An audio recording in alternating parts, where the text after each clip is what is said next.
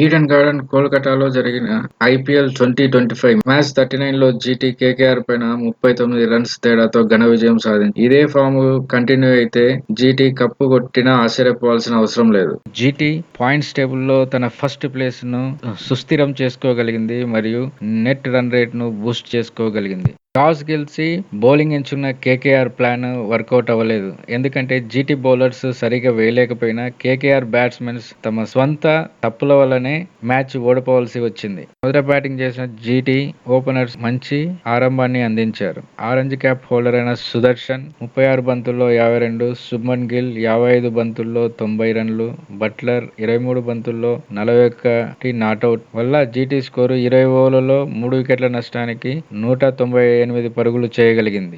KKR seam bowlers అయిన Vaibhav Arora, Harshit Rana, Andrew Russell ఒక్కొక్క wicket తీసుకోగలిగారు. కానీ మిస్ట్రీ స్పిన్నర్స్ అయిన వరుణ్ చక్రవర్తి, నరైన్, మొయిన్ అలీ మాత్రం ఏ ప్రభావం చూపలేకపోవడం ఆశ్చర్యానికి గురిచేసింది. కానీ ఎకనామికల్ గా బౌలింగ్ చేయగలిగారు.